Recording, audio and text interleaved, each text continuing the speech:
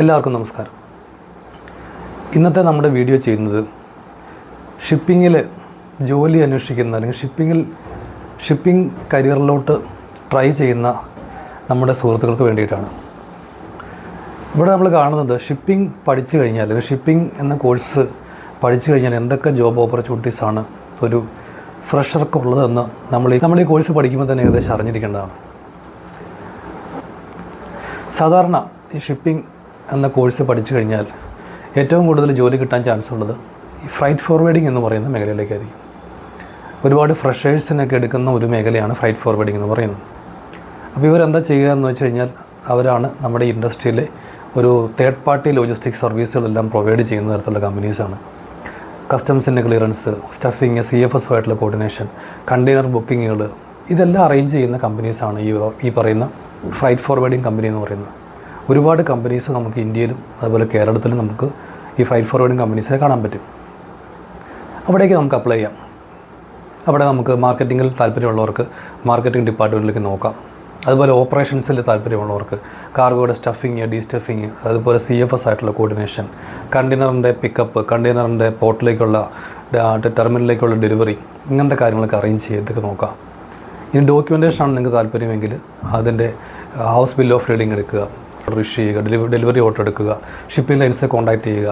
അപ്പോൾ അത്തരത്തിലുള്ള ഡോക്യുമെൻറ്റ്സിൻ്റേതായിട്ടുള്ള വർക്കുകൾ ചെയ്യുന്നവർ താല്പര്യമുള്ളവർക്ക് ആ ഒരു മേഖലയ്ക്ക് ഫോക്കസ് ചെയ്യാവുന്നതാണ്. ഇനിയും ഇതല്ലാതെ നമുക്ക് കസ്റ്റമർ സർവീസ്, അങ്ങനെ ഒരുപാട് ഓപ്പർച്യൂണിറ്റീസ് ഉള്ളൊരു മേഖലയാണ്. വേറെ ഫ്രഷേഴ്സിന് വീണ്ടും ഫ്രൈറ്റ് ഫോർവേഡിങ്ങിൽ വരുന്ന മറ്റൊരു വേക്കൻസിയാണ് ഒരുപാട് MNC കമ്പനികളുടെ ബാക്ക് ഓഫീസുകൾ ഇവിടെയുണ്ട്. കാരണം ഇത്തരം കമ്പനികൾക്ക് ദുബായിലൊക്കെ ആയിരിക്കും അവരുടെ ഓഫീസ് വരുന്നത്. പക്ഷേ അവർക്ക് അവരുടെ കോസ്റ്റ് കുറയ്ക്കാനായിട്ട് അവരുടെ ബാക്ക് ഓഫീസ് അവർ വെച്ചിരിക്കുന്നത് കൊച്ചിയിലായിരിക്കും. അപ്പോൾ ഇവിടെ വർക്ക് ചെയ്യുന്ന മിക്കവാറും വലിയ MNC ആയിട്ടുള്ള ഫോർവേഡിംഗ് കമ്പനീസിലൊക്കെ ഇത്തരത്തിലുള്ള ഫെസിലിറ്റി ഉണ്ട്. അപ്പോൾ ഇങ്ങനെയുള്ള കമ്പനീസിൽ നമുക്ക് അപ്ലൈ ചെയ്യാനുള്ള ഒരു ഓപ്ഷൻസ് ഉണ്ട്. ഇനി രണ്ടാമതായിട്ട് ജോലി കിട്ടാനുള്ള വേറൊരു മേഖല NVOCC എന്ന് പറയുന്ന കമ്പനീസാണ്. ഇത് ഫോർവേഡിംഗ് കമ്പനീസിൻ്റെ തന്നെ മറ്റൊരു കുറച്ചും കൂടെ ഒരു വെറൈറ്റിയാണ്. അതായത് ഫോർവേഡിംഗ് നമ്മൾ കണ്ടു, ഫോർവേഡിങ്ങിന് സ്വന്തമായിട്ടുള്ള ഒരു അസറ്റ്സോ കാര്യങ്ങളൊന്നുമില്ല. എന്നാൽ ഇവിടെ NVOCC എന്ന് പറയുന്ന non vessel operating common carrier കമ്പനികൾക്ക് അവരുടേതായിട്ടുള്ള കണ്ടെയ്നേഴ്സ് ഉണ്ട്.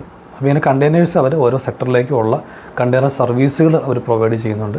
ഇത് ഒരു തരത്തിൽ പറഞ്ഞാൽ ഷിപ്പിംഗ് ലൈനിൻ്റെ തന്നെ ഒരു ചെറിയൊരു പതിപ്പാണ്.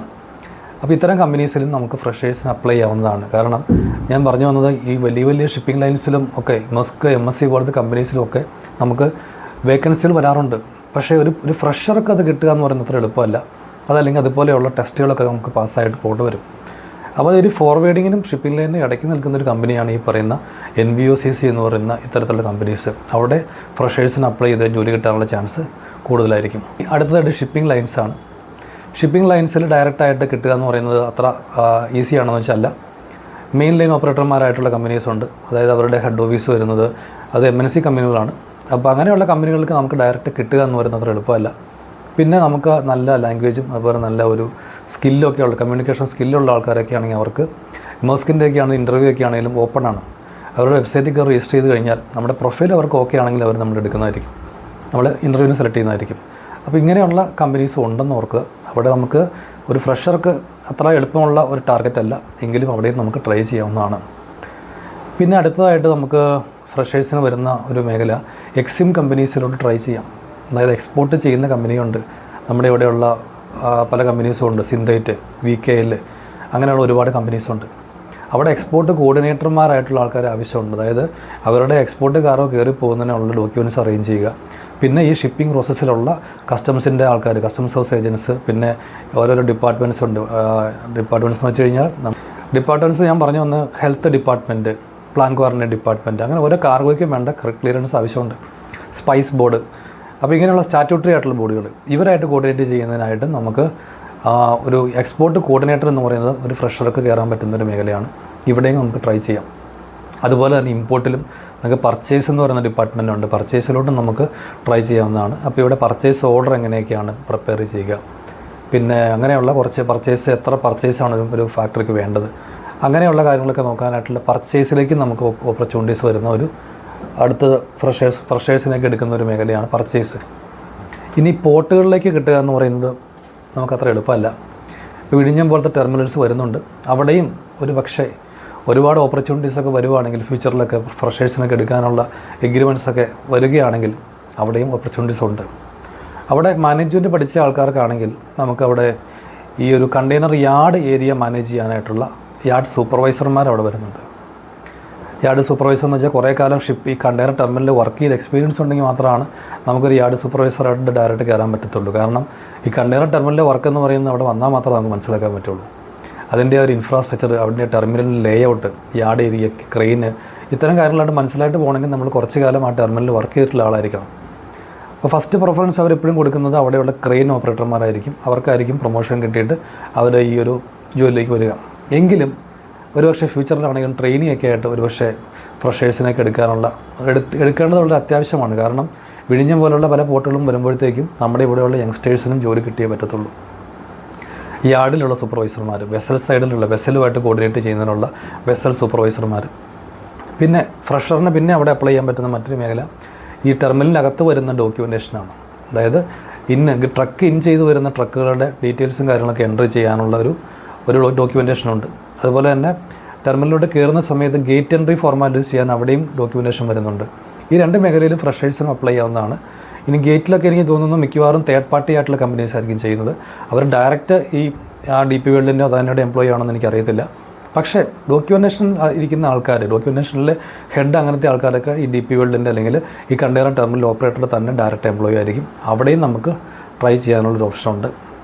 പിന്നെ നമുക്ക് പ്ലാനിംഗ് ഡിപ്പാർട്ട്മെൻറ്റ് വരുന്നുണ്ട്. അതും ഒരു ഫ്രഷറെ സംബന്ധിച്ചിടത്തോളം അത്ര എളുപ്പമല്ല. കാരണം ഒരു കപ്പലിലേക്കുള്ള പ്ലാനിങ്, കണ്ടെയ്നേഴ്സ് എങ്ങനെ കയറ്റണം, അതിൻ്റെ പ്ലാനിങ്ങും കാര്യങ്ങളൊക്കെയാണ് വരുന്നത്. അത് അത്ര ഒരു ഫ്രഷർക്ക് ഓക്കെ അല്ല. എങ്കിലും നമുക്ക് ഫ്യൂച്ചറിലോട്ട് നമുക്ക് എയിം ചെയ്യാവുന്നൊരു ഇതാണ്. നല്ല രസമുള്ളൊരു നല്ല കുറച്ച്.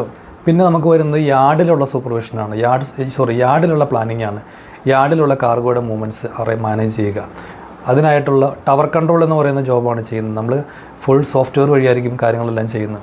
അപ്പോൾ ഇതിൽ യാർഡിൻ്റേതായിട്ടുള്ള ഒരു ലേഔട്ട് നമ്മുടെ ഫ്രണ്ടിൽ കാണും. അപ്പോൾ ഏതൊക്കെ ക്രെയിൻസാണ് ഏതൊക്കെ യാർഡിൽ വേണ്ടത്, ഏതൊക്കെ IT എക്യുപ്മെൻറ്റ്സാണ്, അതുപോലെ ഏതൊക്കെ വെഹിക്കിൾസ്, ട്രക്സാണ് ഇന്ന യാർഡിലോട്ട് കയറി പോകേണ്ടത്, ഏതൊക്കെ ട്രക്കുകളാണ് ഇന്ന ക്യൂസിക്ക് ഇന്ന കീ ക്രെയിൻസിലേക്ക് വിടേണ്ടത്, ഇങ്ങനെയുള്ള തീരുമാനങ്ങൾ, പ്ലാനിങ് എല്ലാം നടത്തുന്നത് അങ്ങനെയാണ്. പ്ലാനിങ്ങിലൊക്കെ നല്ല പുലികളായിട്ടുള്ള ആൾക്കാർക്ക് ഈ ഒരു മേഖലയിലും ഷൈൻ ചെയ്യാവുന്നതാണ്. അപ്പോൾ ഇങ്ങനെ നമ്മുടെ ഈ മേഖലയിൽ ഈ പോർട്ടലും ഒരുപാട് ഓപ്പർച്യൂണിറ്റീസ് വരുന്നുണ്ട്. ഇനി ഇതൊന്നും അല്ലാതെ നമുക്ക് വേറെയുണ്ട്. നമുക്ക് ഷിപ്പ് ഏജൻസ് ആയിട്ട് വർക്ക് ചെയ്യുന്ന ആൾക്കാരുണ്ട്. അതായത് ചില കമ്പനീസൊക്കെ ഇവിടെ വരുന്ന പല കപ്പലുകളുടെയും പോർട്ട് ഏജൻസാണ്.